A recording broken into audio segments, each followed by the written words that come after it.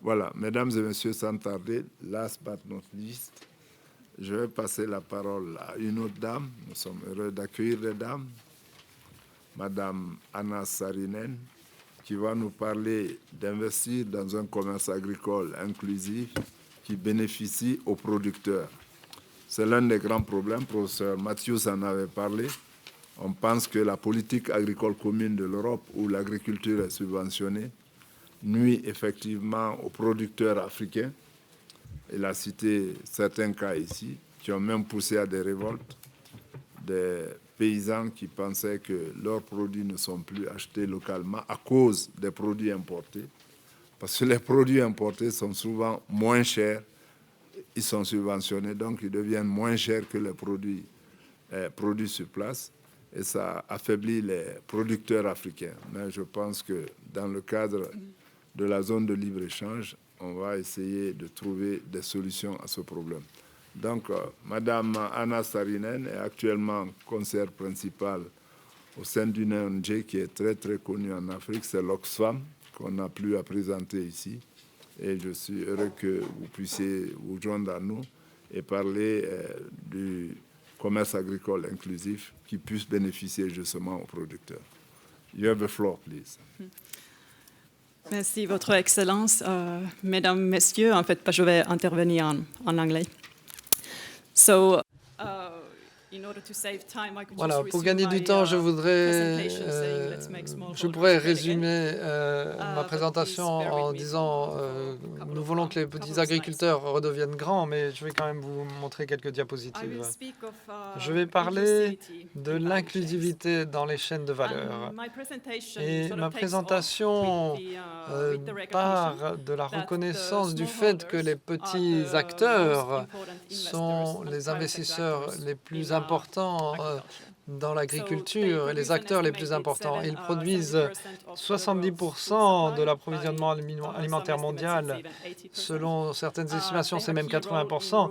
Ils jouent un rôle essentiel dans la réduction de la pauvreté rurale et ils veillent à la protection de l'environnement et à la reproduction de la biodiversité. Mais les petits exploitants ont un potentiel énorme entre leurs mains. Mais dans le même temps, ils ne sont pas suffisamment reconnus ou soutenus. Ils le mériteraient pourtant. Donc un soutien en termes de soutien financier, soutien au niveau des politiques, par exemple. Et nous sommes au courant des objectifs non atteints de Cotonou et la diminution depuis les années 80 dans ce secteur. Les politiques publiques sont un biais pour avoir plus d'agriculture. Les petits exploitants n'ont pas de prix équitable pour les denrées qu'ils produisent et leurs revenus ne sont pas suffisants. Je vais parler du concept de revenu de subsistance par rapport à une norme, une vie décente, donc des revenus qui permettent d'avoir un niveau de vie décent. Et les petits exploitants n'ont pas beaucoup de débouchés commerciaux et ils sont exposés à une marginalisation systémique dans l'accès à des marchés équitables. Il y a un déséquilibre important également entre les risques inhérents à l'agriculture et leur capacité à déterminer leur propre participation au marché.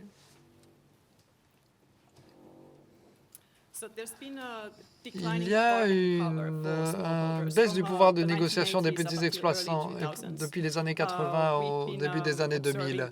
On a observé le développement de l'idéologie néolibérale dans le commerce et l'agriculture. Cela signifie que les gouvernements, les donateurs ou les bailleurs de fonds s'emploient à libéraliser le commerce. On observe une déréglementation de l'agriculture et des marchés du travail. Il y a des investissements publics insuffisants dans l'agriculture. Et tout cela a entraîné une diminution des programmes de soutien nationaux pour les petits exploitants. Par exemple, dans le démantèlement des offices de commercialisation et la révision des prix planchers. Et les subventions à l'exportation sont réduites, les marchés sont ouverts aux importations alimentaires. Donc, je suis économiste et je suis convaincu dans les vertus de la libéralisation économique jusqu'à un certain point. Mais nous devons reconnaître que lorsque des investissements ou la libéralisation agriculture est mal conçue, cela entraîne beaucoup de problèmes. Et ce sont les petits exploitants qui payent souvent les pots cassés de tout cela. Un cas qui m'est revenu à l'esprit récemment quand je préparais l'exposé, c'était les producteurs laitiers d'Afrique de l'Ouest et l'importation de poudre de lait à faible coût de l'Union européenne qui empêche les producteurs laitiers locaux d'avoir des opportunités. Et les producteurs locaux luttent, et c'est de lutter contre la poudre de lait qui est subventionnée en Europe. Et l'Union européenne essaie d'exporter les surplus en fromage et en poudre de lait sur les marchés internationaux. Et dans l'Afrique occidentale, il y a des produits de poudre de lait qui coûtent 30% moins cher que les produits locaux. Donc, c'est impossible pour les producteurs locaux de travailler sur un pied d'égalité dans ce type de circonstances. Je voudrais également souligner que ce sont les petites exploitantes agricoles qui souffrent le plus et qui sont le plus souvent marginalisées. Elles sont exposées particulièrement aux risques et au manque de débouchés. Et cela restreint davantage leur accès aux moyens de production et aux débouchés commerciaux et leur contrôle sur ceux-ci. On va essayer de regarder un peu les revenus des petits exploitants dans la chaîne de valeur alimentaire. Chez Oxfam, nous avons commandé 12 études de cas récemment. 6 d'entre elles étaient sur les petits exploitants, les producteurs et les agriculteurs, et 6 aux travailleurs agricoles. Et ici, je n'ai inclus que les produits et les pays qui sont pertinents pour les agriculteurs. Donc cela inclut le cacao en Côte d'Ivoire, la banane en Équateur, le café en Colombie, le jus d'orange au Brésil, le riz en Thaïlande et les haricots verts au Kenya. Et ce que nous avons découvert en regardant les revenus des agriculteurs dans ces chaînes de valeur, c'est que la colonne de droite, c'est le revenu moyen en pourcentage du revenu de subsistance. C'est le minimum pour se loger, se nourrir et les autres nécessités de base. Et toutes les chaînes de valeur, tous les agriculteurs qu'on a analysés dans les 12 chaînes de valeur, dans toutes les chaînes de valeur, les producteurs agricoles, les travailleurs agricoles ont gagné moins qu'un revenu de subsistance.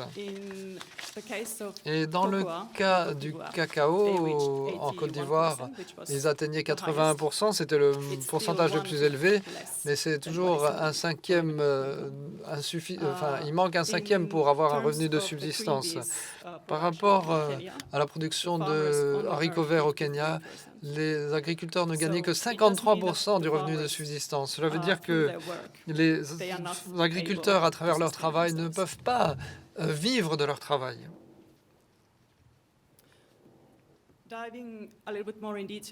Donc, si on regarde plus en détail la valeur, la chaîne de valeur alimentaire, des Kenyans, ils sont leaders sur le marché pour l'Union européenne. Et entre 2010 et 2015, les produits, les prix ont augmenté, ont été triplés. Entre 1997 et 2015, les prix d'exportation ont diminué de 50%. Et entre 1997 et 2015, les prix payés aux agriculteurs ont chuté d'un tiers. Donc, il y a un grand contraste entre ce que les consommateurs payent en Europe, qui a triplé, et ce que les agriculteurs reçoivent, qui a diminué d'un tiers.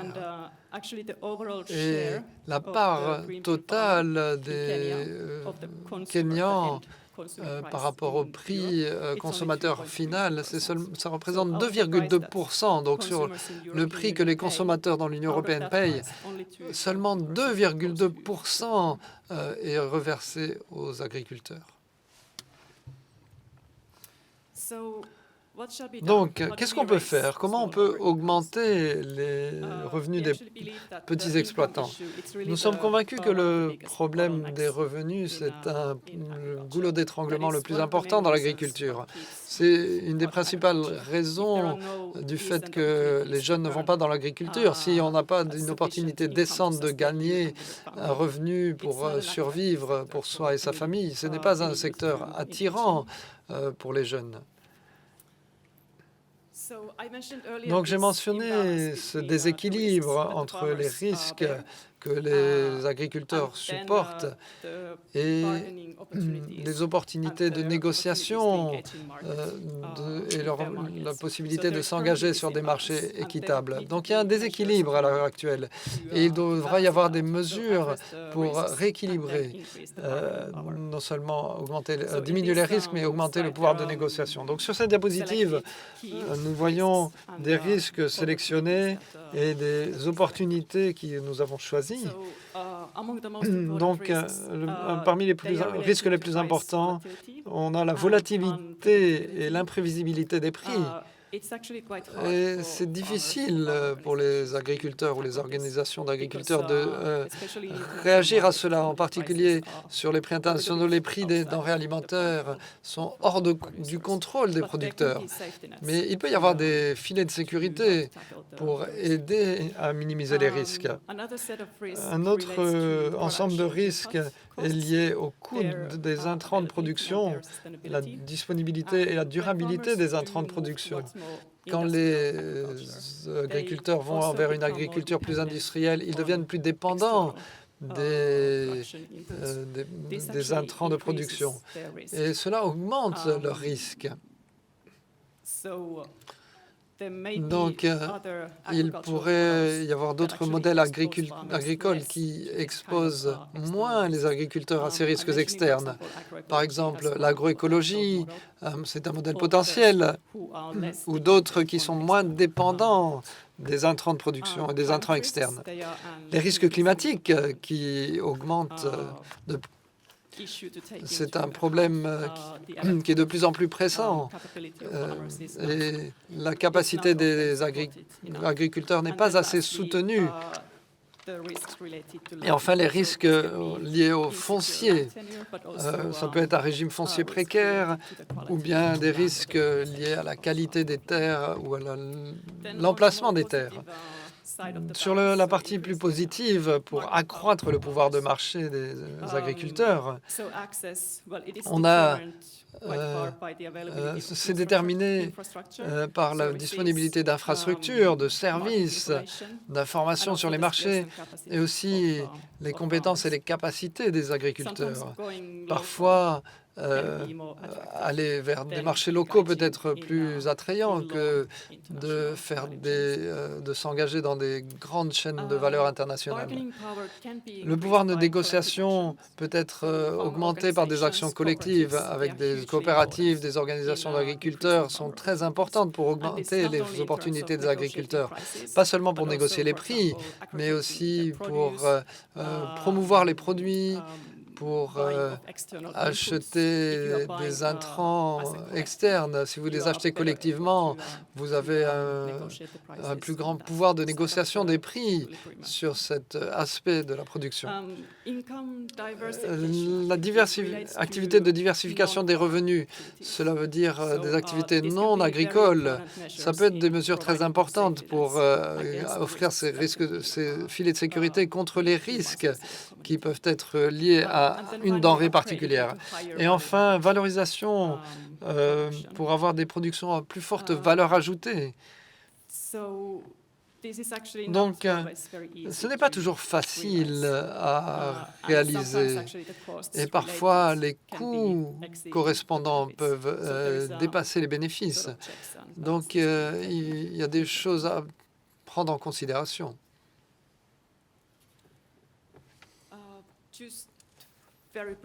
Voilà, très brièvement, c'est une diapositive qui est difficile à lire, mais Oxfam travaille dans le cadre des 12 chaînes de valeur que nous avons analysées et où les revenus des agriculteurs étaient très bas. Nous avons travaillé avec les supermarchés qui distribuent ces produits, produits dans des pays en développement, puis commercialisés et vendus dans des supermarchés à travers le monde.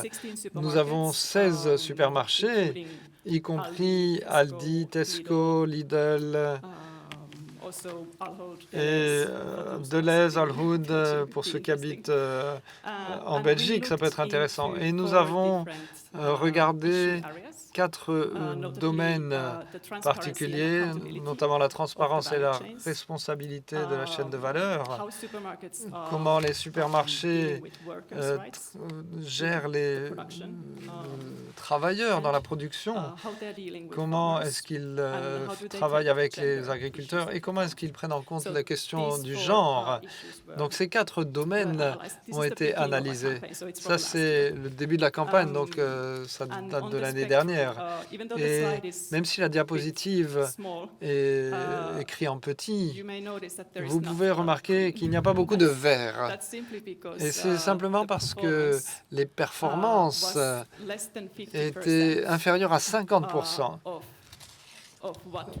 Par rapport à ce qu'on considère le critère de prendre en compte le développement durable et l'inclusivité.